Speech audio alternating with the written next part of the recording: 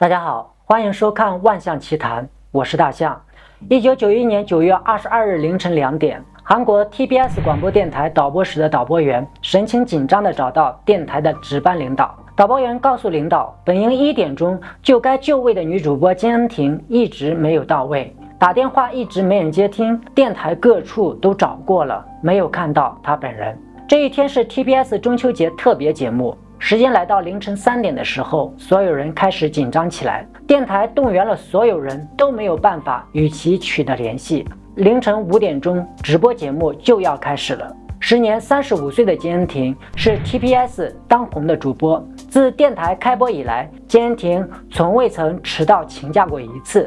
更何况这是电台重要的直播活动。令所有人意外的是，当红女主播金恩婷就从中秋节当天没来单位上班以后，就此消失不见，没有人知道她去了哪里。后经汉城警方调查后，更多的疑问和意外浮出水面。这起当红女主播消失案件，哪怕是在当今的韩国，也是那么离奇的存在。没有目击者，没有当事人，没有任何一丁点的线索和痕迹。一个当红女主播就这么离奇地消失在茫茫人海，就好像从来没来过这个世界一样。对于她的家人来说，似梦一场，似幻无痕。今天我们就聊一聊这起上世纪90年代初韩国失踪史上最为离奇的女主播失踪案——中秋节前夜之谜。点赞3连，马上开始。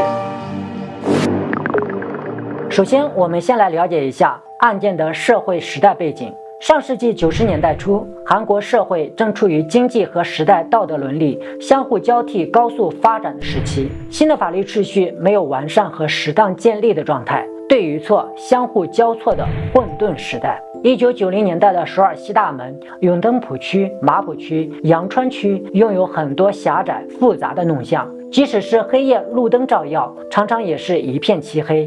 因此，这几个区域成为犯罪的温床，性侵、掳人勒索、人口买卖的案件时有发生。犯罪集团时常将返家的妇女绑至车内，强抢贵重物品，甚至将人卖至酒店。也正因此，汉城妇女根本不敢晚归，若是路上遇到轿车内要求共乘的男子，一定吓得落荒而逃。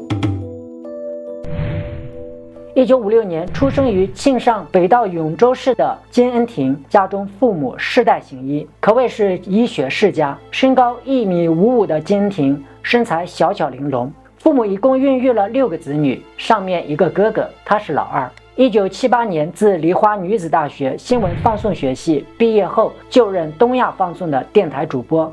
1979年与男友结婚。据金恩婷的家人和朋友介绍，当时她与男友是自由恋爱结婚，但不到2个月的时间，金恩婷的婚姻就宣告失败。没有人能说清楚是为了什么，包括当时苦口婆心劝其三思的父母和大哥。那个年代的韩国社会，离婚和其他的东亚国家一样，还是一个让人心生恐慌的字眼。离婚后的金恩婷独自住到汉城西大门仓川洞。此后，金恩婷把所有的精力都扑到了自己热爱的电台广播节目中。出生于新世纪的朋友，可能对于电台这种比较复古的媒体有所陌生。在没有互联网和电视媒体发展初期的上世纪，广播电台算是大家消遣和娱乐的重要媒介，特别是有车一族。透过电台广播可以及时了解行车资讯和交通信息，也是人民群众娱乐生活的重要部分。金恩婷就是那个时代在韩国汉城上世纪80、90年代最负盛名的电台主持人之一。早在1984年，金恩婷从东亚放送转至韩国放送公社，担任新闻播报员，大展宏图。随着韩国经济高速腾飞，有车一族逐渐兴盛。1989年 ，TBS 交通放送开台 ，TBS 也把橄榄枝递到了金恩婷的面前，顺理成章，金恩婷成为 TBS 的当家花旦。直到失踪前，她所主持的《你好，我是和 TBS 在一起的金恩婷》等电台节目，一直活跃在汉城的电波时空，10年在韩国无人不晓。和大中华区的所有国家一样，中秋节也是韩国的传统节日之一。1991年9月21日下午4点，中秋节前一天的金恩婷下班后，回到汉城昌田洞家中休息。稍作休息后，当天晚上9点，独居的金恩婷前往离家50米的姑妈家赴约，一同用餐的还有她的姑父。晚餐结束时，金恩婷和姑妈聊天时表示，明天早上5点还要主持中秋节的特别节目，不能待得太晚，就与姑妈姑父告别，返回家中休息了。但回到家中的金恩婷并没有洗漱就寝，而是换上了黄褐色的花纹衬衫、黄褐色的长裤和一件同款外套，提着一个手提包就出门了。后经汉城警方调查，此时的金恩婷应该是到汉城的某间医院探视住院的朋友，而他手里的手提包内应该装有100万韩元。此时的韩国即将迎来金融危机，当时的100万韩元约为现今的500万韩元，是金恩婷的1个月的薪水。时间来到了1991年9月22日凌晨1点，也就是中秋节当天的凌晨。金恩婷并没有按时到公司报到。根据汉城警方当年的调查报告显示，和朋友约好要到医院会面的金恩婷也未曾出现。TVS 电台动员的所有同事也一直与其无法取得联系。这可吓坏了电台的同事们。金恩婷的同事当年接受电视台的采访时说，电台自开播以来，金恩婷前辈从未请过1次假，更别说无缘无故不打招呼的旷工了。直到凌晨5点钟，金恩婷没有任何消息，电台领导也只能找人顶替了金恩婷的直播工作。案件开篇我们讲过，上世纪90年代的汉城社会治安比较复杂，失踪案时常发生，但对于知名女主播的失踪案，汉城警方并不多见。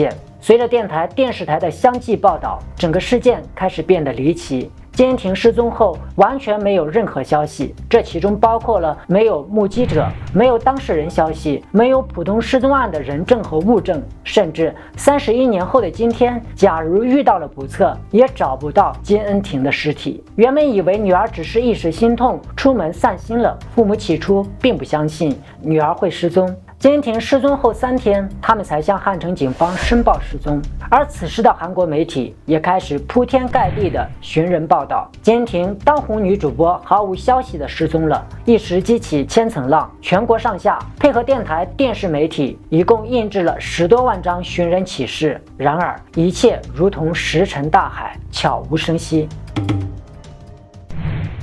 金恩婷失踪后，鉴于金恩婷的人气值和社会影响力，汉城警方进行了铺天盖地的搜索。在问讯电台同事时，警方了解到，电台在10年4月15日进行过一波人事调动。原本在电台重要节目《交通时代》共同主持的金恩婷，被调动到临时播送新闻的位置，在公司的位置仿佛从天堂跌进了地狱。失踪前，金恩婷曾向同事抱怨过想要自杀，见到后辈觉得我好丢脸，我好想死，但我怕买安眠药，对方不卖给我，所以我好想在大马路上跳进车底给车子压死，但又怕死状凄惨的样子被新闻报道出来。但这一点被金恩婷的家人否决了。家人表示，虽然离婚后的金恩婷的确感到悲观，加上公司改组后面临压力，但公司改组后她的地位并没有因此下降。中秋节的特别节目也还是由她担任主持。如果说因此压力而自杀，显然是说不通的。